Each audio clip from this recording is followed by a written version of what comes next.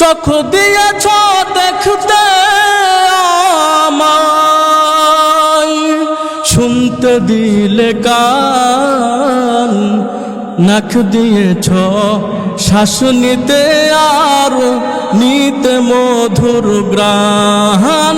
তোমার দয়ায় ফুরান, মায়ায় ফুরান, দয়ায় ফুরান। হাত দিয়েছ কাজ করিতে, পা দিয়েছ চলতে, মুখ দিয়েছ আহার খেতে, সত্য কথা বলতে। হাত দিয়েছ কাজ করিতে, পা দিয়েছ চলতে, মুখ দিয়েছ আহার খেতে, সত্য কথা বলতে।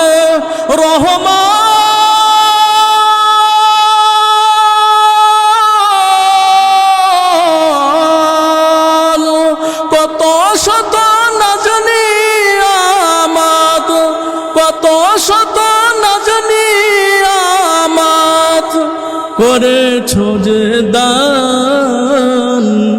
নাক দিয়েছ শ্বাস নিতে আর নিতে মধুর গ্রাণ।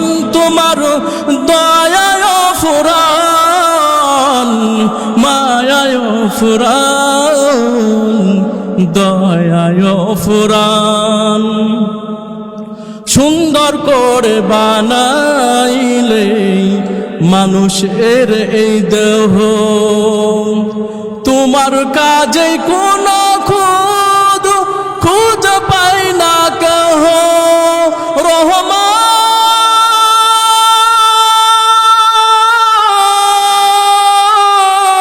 রহমান কত শত না জানি আমাত করলে আমায় দান। চোখ দিয়েছ, নাক দিয়েছ শ্বাস নিতে আর নিতে মধুর গ্রাণ। তোমার দয়ায় ফুরান, মায়ায় ফুরান, দয়ায় ফুরান। কে আমাদের দয়া করে? মুহতারাম হাজরিন, আল্লাহ পাক রব্বুল আলামিন এত নিয়ামত আর এত নিয়ামত দান করেছেন।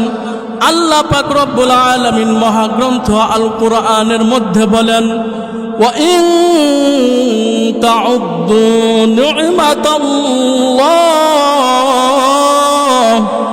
ওয়া ইন তাউদ্দু নি'মাতাল্লাহি লা তুহসুহা, ইন্নাল্লাহা লাগফুরুর রহিম। আল্লাহ পাক রব্বুল আলামিন বলেন, ওরে বান্দারা, তোমরা যদি আমার নিয়ামত গণনা করো, আমার নিয়ামত গণনা করতে যাও, আমার নিয়ামত গণনা করে শেষ করতে পারবা না। এত নিয়ামত আর এত নিয়ামত দান করেছে আল্লাহ তাআলা। এরে বান্দা, আল্লাহ তাআলা নিয়ামত দান করেছে নিয়ামত বক্ষণ করার জন্য। চন্দ্র দিয়েছে আলো দেয় আমাদের জন্য নিয়ামত, আবার দিন দিয়েছে নিয়ামত আমাদের জন্য নিয়ামত, রাত দিয়েছে আমাদের জন্য ঘুমের জন্য বড় নিয়ামত। মুহতারাম হাজরিন, চোখ দিয়েছে অনেক বড় নিয়ামত, ফসল দিয়েছেন আমাদের জন্য নিয়ামত। কত নিয়ামত দান করেছেন বান্দা, তুমি তো শুধু উপলব্ধি করতে জানো না। মুহতারাম হাজরিন, আল্লাহ পাক রব্বুল আলামিন এত নিয়ামত দান করেছেন একটি মাত্রই কারণ, বান্দারে তোমার সকল নিয়ামত দান করলাম, নিয়ামত নাও, তবে নিয়ামতের শুকরিয়া আদায় করো। আমি আল্লাহ তাআলা তোমাদের নিয়ামত আরো বেশি বেশি করে বাড়াই দিব। মুহতারাম হাজরিন, আল্লাহ পাক রব্বুল আলামিন এত নিয়ামত দান করেছেন বান্দাকে, যা বান্দা গণনা করা শেষ করতে পারবে না। আল্লাহ পাক রব্বুল আলামিনের সৃষ্টির দিক যেদিকেই তাকাই শুধু নিয়ামত আর নিয়ামত। ডানে চলে নিয়ামত, বামের দিক তাকালে নিয়ামত, সামন দিক তাকালে নিয়ামত, পিছন দিক তাকালে নিয়ামত, উপর দিক তাকালে নিয়ামত, জমিনের দিক নিচের দিক তাকালে নিয়ামত। নিয়ামত আর নিয়ামত, এত নিয়ামত দিয়েছেন আল্লাহ পাক রব্বুল আলামিন একমাত্র বান্দার জন্য।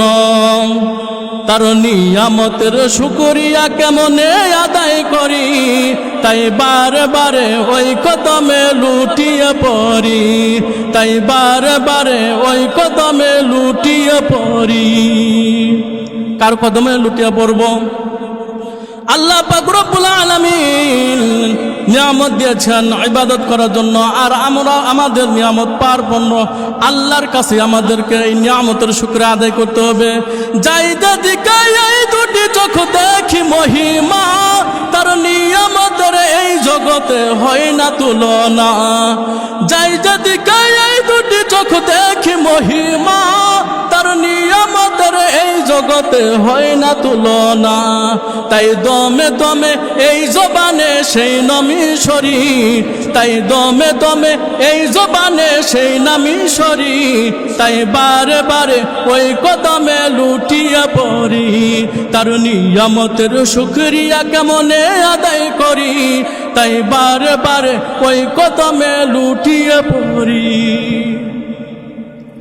খাদ্যহীনকে দাও গো খাবার, দুঃখী জনের সুখ, রাত্রি শেষে আধার কেটে দেখাও আলোর মুখ।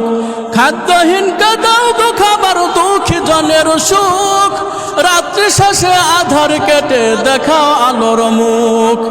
কে আমাদের আলো দান করেন? যে মালিক আমাদেরকে দিন দেন রাত দেন, এ মালিক আল্লাহ তাআলা। আল্লাহ সুবহানাহু ওয়া তাআলা দিন দিয়েছেন বান্দার নিয়ামত, রাত দিয়েছেন বান্দার নিয়ামত, নিয়ামত আর নিয়ামত। এই জন্য আল্লাহ তাআলা বলেছেন মহাগ্রন্থ আল কোরআনের মধ্যে, আল্লাহ সুবহানাহু ওয়া তাআলা সূরা আন-নাহলের মধ্যে বলেছেন 18 নম্বর আয়াতের মধ্যে, ওয়া ইন তাউদ্দু নি'মাতাল্লাহি লা তুহসুহা ইন্নাল্লাহা লা গফুরুর রহিম।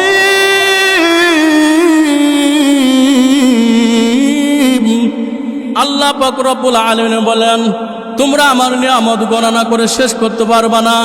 আমি আসমান থেকে বৃষ্টি দেই, বৃষ্টি থেকে জমিন, যখন জমিনে বর্ষিত হয়, জমিনে বর্ষিত হওয়ার পরে গাছ জন্ম নেয়। এই গাছ থেকে বকরিগুলো গাছ যখন খায়, বক্ষণ করে, এই গাছ থেকে ওই গাভীটারও দুধ হয়। দুধটা তোমার জন্য নিয়ামত আমি আল্লাহ তাআলা দান করে দিয়েছি। সমুদ্রের ভিতরে তাকাও, কত মাছ, কত ধরনের, কত আইটেমের মাছ রয়েছে। এই নিয়ামত আমি আল্লাহ তাআলা দান করেছি। আসমানের দিকে তাকাও, চন্দ্র আলো দেয়, সূর্য আলো দেয়, এটা তোমার জন্য নিয়ামত। ওই আলোটা গাছের উপরে যখন পড়ে, গাছ থেকে যখন একটা অক্সিজেন, ওই আলো থেকে আমরাও বক্ষণ করি। এই ফলগুলো কত সুন্দর ফল হয়, এই ফলটা সূর্যের আলোর কারণে হয়। বান্দারে তুমি তো বুঝতে পারো না এগুলো কই থেকে হয়। এগুলো হয়, এগুলো করেন একমাত্র আমার আল্লাহ।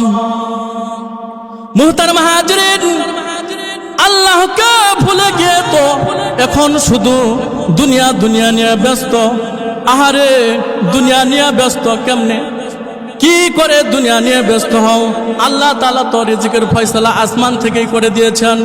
আল্লাহ তাআলার কাছে রিজিকের জন্য চাও, আল্লাহ তাআলা দান করে দিবেন। আল্লাহ তাআলা একটা অন্ধ সাপকেও খাওয়ান, আল্লাহ সুবহানাহু ওয়া তাআলা একটা ভিক্ষুকেও খাবার খাওয়ান।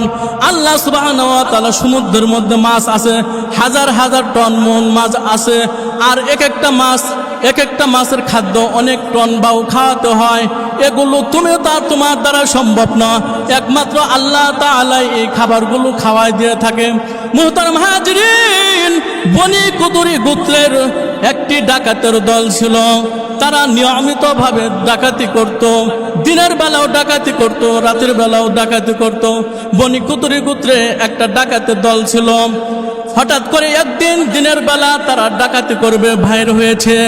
এমন তো অবস্থা, প্রখর রোদ, নিচে বালুগুলো খুব শক্ত হয়ে গেছে, নিচে খুব রোদ, অনেক উত্তাপ্তর কারণে বান্দা যখন এরকম ওই ডাকাতের দলটা যখন দেখে আসমান থেকে রোদ, নিচে থেকেও বালুগুলো অনেক গরম, এই জন্য হাঁটাটা কঠিন হয়ে গেছে।